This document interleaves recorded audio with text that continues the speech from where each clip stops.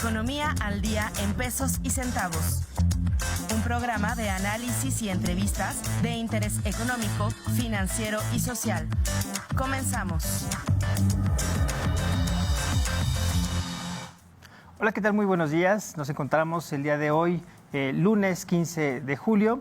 En esta mañana de lunes ya son las 9 de la mañana, recordándole que transmitimos desde las instalaciones de radio y televisión de nuestra querida Universidad Autónoma de Querétaro.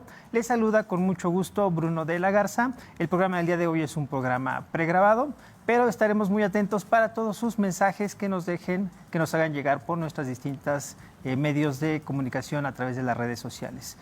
Por el 24.1 de televisión abierta, 89.5 de frecuencia modular. El día de hoy estaremos hablando de un tema bastante interesante, relevante en el tema internacional.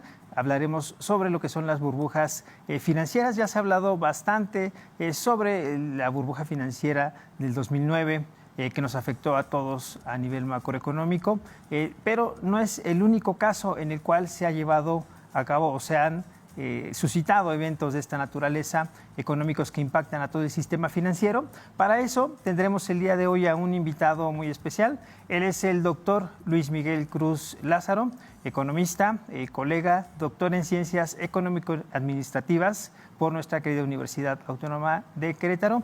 Muy buenos días, ¿cómo te encuentras, Luis? Muy bien, es un gusto estar aquí compartiendo contigo y con todos los espectadores. Creo que es un tema interesante y que a todos pues, nos va a gustar. Muy bien, pues vamos a comenzar el día de hoy. Si pudieras comenzar por definir qué es una burbuja financiera y cuáles son sus principales características. Bueno, una burbuja financiera es cuando el valor de mercado de por ejemplo, una acción tiene un valor que se considera irracional, llega a su pico y se desploma. En pocas palabras, está sobrevalorado. Creo que sería interesante decirle a los telespectadores que existen dos tipos de valores. Un tipo de valor es el valor de mercado y el valor en libros. El valor de libros de una organización es básicamente contablemente cuánto vale. Es decir, por ejemplo, en valor en libros, la empresa automotriz más grande del mundo es Volkswagen. Mientras que valor de mercado es cuando, por ejemplo, una acción, todas las acciones de la organización, cuánto lo valora el mercado en las bolsas de valores. En este caso, siguiendo el ejemplo de las automotrices, por ejemplo, por valor de mercado, la empresa automotriz más valiosa es Tesla. Entonces, el valor de mercado y el valor en libros no siempre es lo mismo. El caso de Tesla, y ese valor normalmente se va despegando. ¿Por qué se despegan y por qué algunos se consideran que no llegan a ser burbujas financieras? Muy sencillo, porque el valor de mercado normalmente se basa en las expectativas. ¿Por qué Tesla vale mucho? Porque se espera que en algún momento en el futuro esa empresa crezca y se consolide como la automotriz más valiosa del mundo, por la tecnología, por el tipo de productos que vende. En este sentido, si se logra materializar esas expectativas, pues se entiende que el valor en libros va a alcanzar al valor en mercados. El tema es cuando esas expectativas se consideran irracionales y entonces el valor de mercados se despega basado en creencias o en información falsa, por múltiples motivos, de tal manera que esas expectativas no se cumplen y el mercado se da cuenta realmente de lo que vale la empresa y se desploma el precio de los activos. Y ahí es cuando explota o se desinfla. Por eso se llaman burbujas financieras, porque tienden a explotar y caer muy abruptamente. Me parece muy, muy interesante lo que nos comentas el día de hoy. Ya estás hablando de un instrumento específico en particular, un instrumento financiero, el cual son las acciones. Exacto. Nos mencionas el valor en libros, es decir, la valoración que se le da a un título llamado acción, que es la participación social de una persona dentro de una empresa. Así es. Esa acción pues sale al mercado con un valor específico, el cual es generado por una valuadora. Hay una empresa, hay un organismo específico que es quien se encarga de evaluar las acciones cuando salen a bolsa, cumpliendo con las condiciones que establece la Comisión Nacional Bancaria y de Valores. Una vez que se encuentran estos títulos en el mercado, pues ya nos refieres que puede haber algunos eventos que generen que el precio pues no tenga una relación directa con el valor del título, lo cual pues se podría hacer extraño para todos nosotros, porque tú dices, yo tengo una acción y vale pues en función de la empresa. Si tiene utilidades va a valer más, y si no tiene utilidades, pues tal vez la gente venda sus acciones, haya una mayor oferta y tiendan a valer menos. Exacto. Pero lo que sucede es, dentro de las burbujas, ya nos refieres que por algunos eventos externos o ajenos tal vez a la producción o a la productividad o al desempeño de la empresa, se generan expectativas que inflan este valor, tal vez por eso el nombre de burbuja. Exacto. ¿Y en qué momento podrías decirnos tú que se considera ya que es una burbuja financiera? Porque nosotros hemos visto, sobre todo en tiempos más recientes, ahora en el contexto de la pandemia, que nos centramos más en las tecnologías de la información, más en formas de inversión digitales. De hecho, este evento impulsó la inclusión financiera y tecnológica a nivel nacional y también a nivel internacional. A nivel nacional, pues tal vez de una forma menos significativa, pero también permeó más a la sociedad. ¿Cuándo podríamos nosotros identificar esta situación de irracionalidad de las burbujas financieras o identificar que el precio está cotizando pues demasiadas veces por encima de lo que debería de estar, doctor? Es una pregunta que, de hecho, las burbujas financieras se siguen investigando precisamente porque hay activos o instrumentos financieros que uno podría considerar que están sobrevalorados. ¿Y en qué punto pasa de estar sobrevalorado de forma racional a forma irracional? Sí. Esa es la parte más, digamos, que más se ha analizado. Precisamente, ¿por qué? Porque en la historia hemos visto pequeñas burbujas financieras. Es decir, hemos visto pequeños eventos que tal vez no son tan famosos como la del 2008, ¿no? Digamos, en segundo término estaría, por ejemplo, las .com.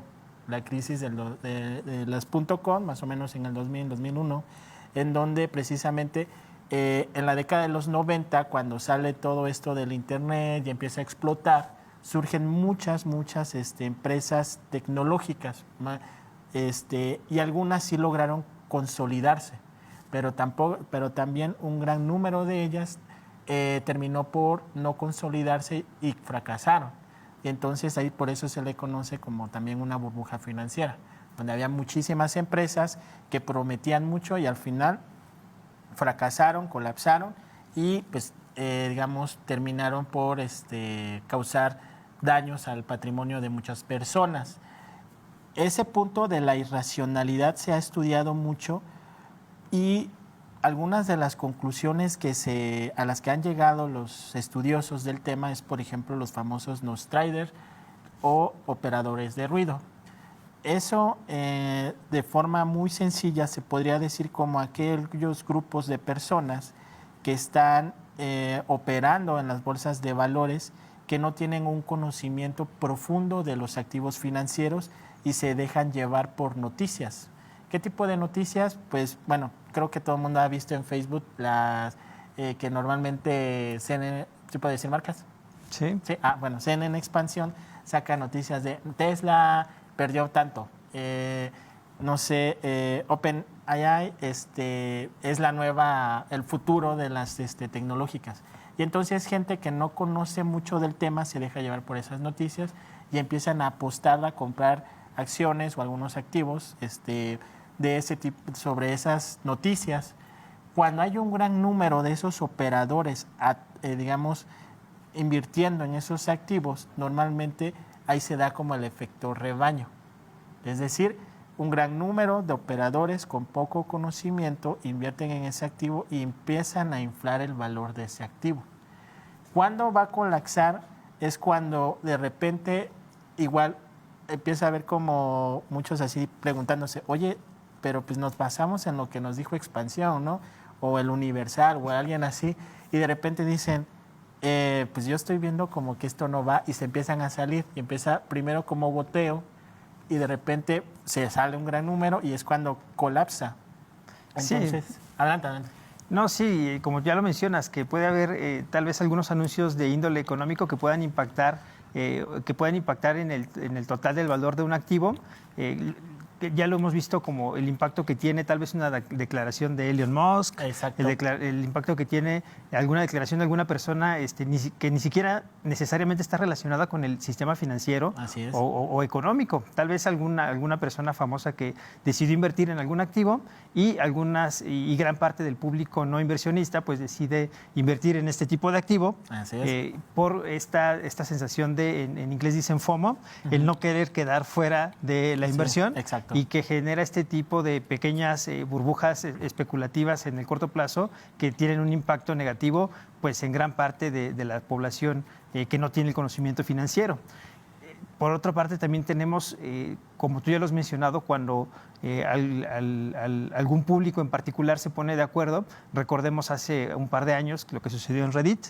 Ah, sí, ese caso fue muy, muy padre. Inversionistas a nivel internacional, si gustas comentarlo. Bueno, resulta ser que un pequeño grupo de personas empezó en Reddit a decir, ¿saben qué? Vamos a manipular o a estar en contra del sistema, un poco un pensamiento anarquista, ¿no? Sí. Como queriendo imponer.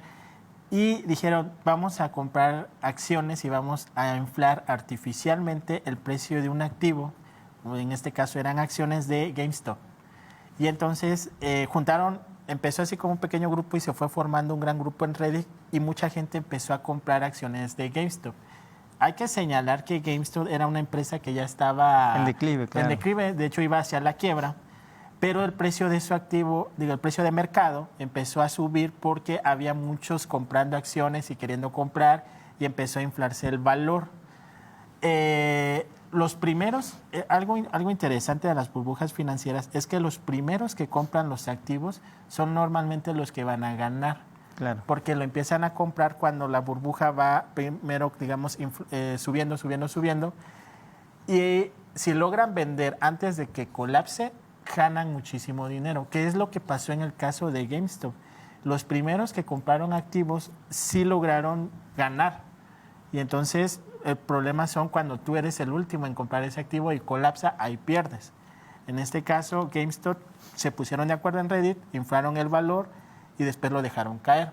Que de hecho fue investigado por la SEC, la Securities Exchange Commission de Estados Unidos, que viene siendo la ¿cómo se llama aquí en México? La Comisión Nacional Bancaria de Valores. Sí, un ente regulador finalmente. Exactamente. Sí, porque esto podría acusarse de manipulación, pero Exacto. cuando tú encuentras manipulación en el mercado debes de señalar a alguien.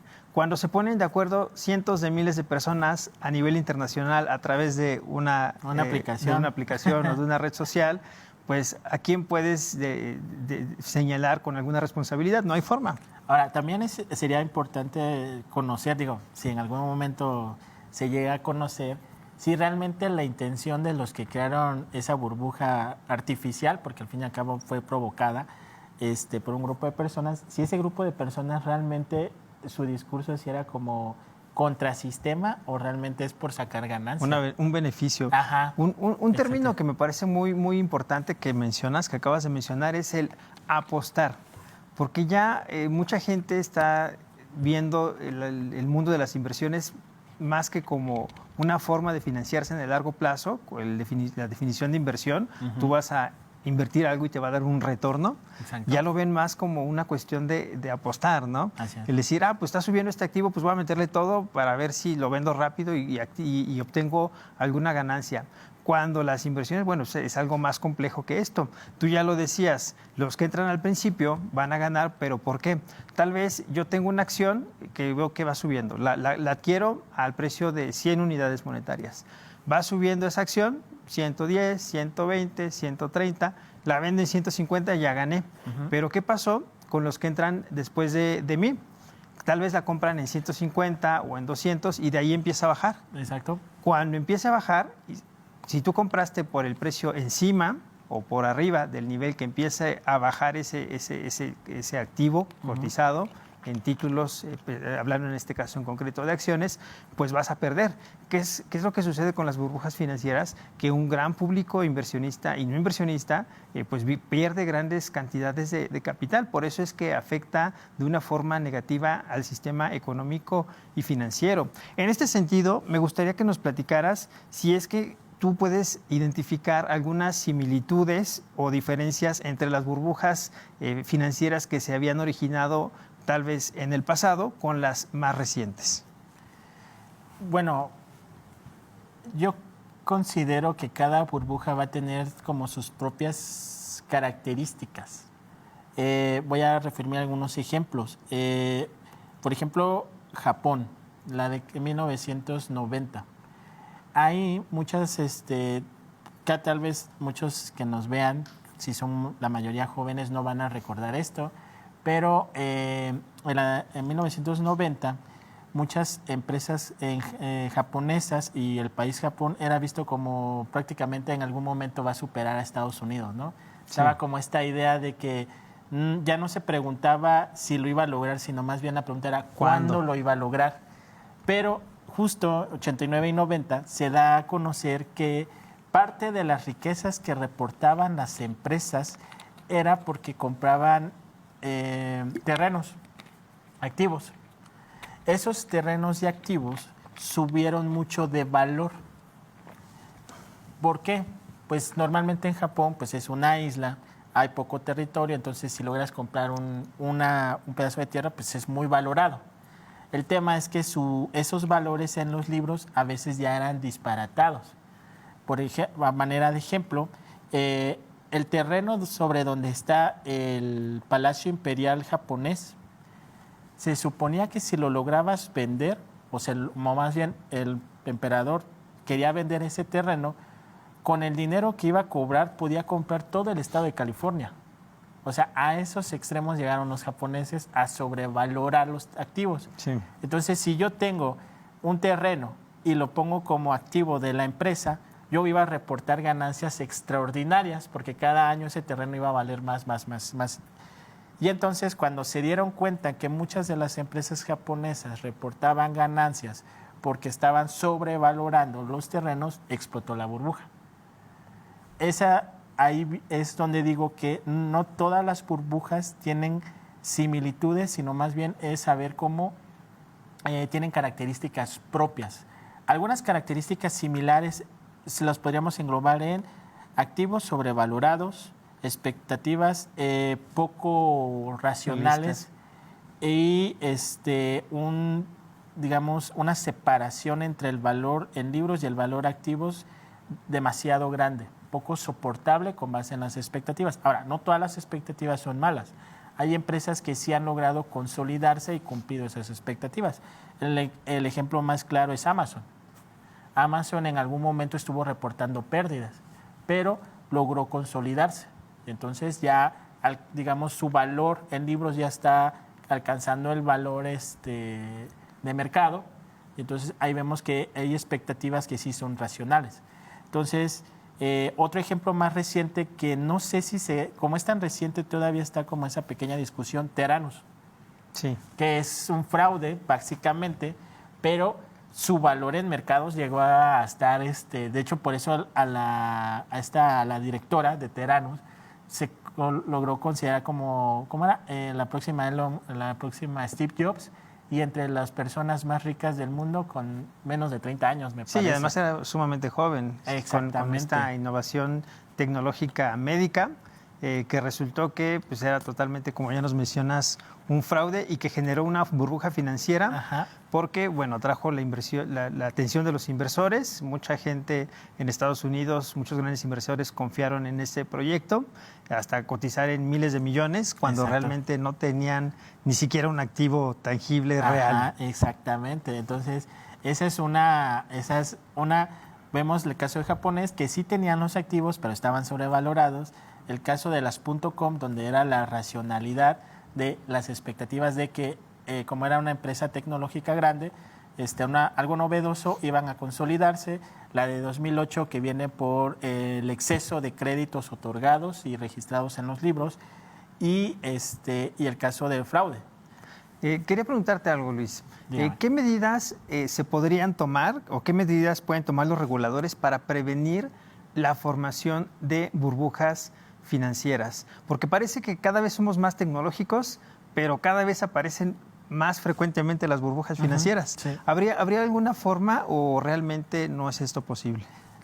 Bueno, hay dos puntos que podemos abordar rápidamente. Primero, en cuanto a la regulación, ahí vamos a entrar en algunos temas un poquito complejos y tienen que ver porque si nos vamos a Estados Unidos, hay mayor libertad de invertir en los mercados financieros en comparación a México. Aquí en México se ha dicho que está muy cerrado el mercado para que las personas comunes inviertan y eso tal vez sea una explicación de por qué hay muy raros casos de activos sobrevalorados en la Bolsa Mexicana de Valores. Pero esta, digamos, sobreregulación pues ha también causado que no haya crecido tanto como en Estados Unidos. Digo, también el tamaño de las economías son diferentes, ¿no? Pero en el caso de Estados Unidos tendría que ver más bien con que es demasiado laxa, digamos, la forma en que puedan operar. Porque ahí pues operan mucha gente que pues, como hay mayor libertad de acceso, hay mayor número de inversionistas de ruido o poco preparados que pueden causar estragos, porque pues, pueden causar burbujas. Dos, también las empresas es más fácil, digamos, que logren entrar a esos mercados. Digo, no es tan sencillo porque sí llevan una serie de pasos y es muy costoso, pero si logran juntar el capital y la idea, pues pueden entrar. Entonces, tenemos como las dos versiones, una muy cerrada, el caso mexicano, una muy abierta como Estados Unidos, y requerimos tal vez estar en medio, ¿no? Un poquito más, administrar mejor quiénes logran entrar a comprar activos y quiénes logran, digamos, a ofrecer sus activos. Ese, digamos, un término medio que consideraría que estuviera bien, más para el caso mexicano, que se le diera mayor apertura. Y segundo, la aceleración de las burbujas financieras, que es un tema que también se ha debatido y que tiene que ver con la velocidad de la transmisión de la información. Porque Claro. ahorita están, por ejemplo, los operadores de alta frecuencia, que empezaron hace como 15, 20 años en Estados Unidos. Muy bien, me parece bastante interesante lo que nos comentas el día de hoy respecto a las burbujas financieras, cómo tienen un impacto significativo en el ambiente económico, de negocios, financiero. Nos quedan 2 minutos, casi se nos ha acabado el tiempo. Si pudieras únicamente, para cerrar, comentarnos, ¿qué recomendarías a los inversores para protegerse de posibles burbujas financieras? En 1 minuto. Primero, acercarse a alguien que sepa del tema, digamos, no jugarle voy a intentarlo así nada más. 2, a pesar de que estés con alguien que sabe, no quedarte con dudas, preguntar realmente, oye, explícame esto, ¿por qué aquí, por qué no? O sea, no quedarse con dudas. Creo que eso sería lo más importante, que estén muy bien informados en sus inversiones para evitar precisamente caer en esta cuestión de comprar activos que no son. Un rápido muy ejemplo, hay plataformas que te ofrecen comprar acciones de Amazon, de Facebook, pero realmente no compras eso, sino compras otros instrumentos financieros. Muy bien, el asesoramiento por profesionistas siempre es muy importante. Ya hemos hablado también aquí en el programa de cuidarnos actualmente, pues hay muchos fraudes financieros, sobre todo por medios digitales. El verificar que toda la información es cierta a través de los reguladores. Agradecemos que nos haya acompañado el día de hoy al doctor Luis Miguel Cruz Lázaro, a la producción, considérese informado el día de hoy y hasta la próxima.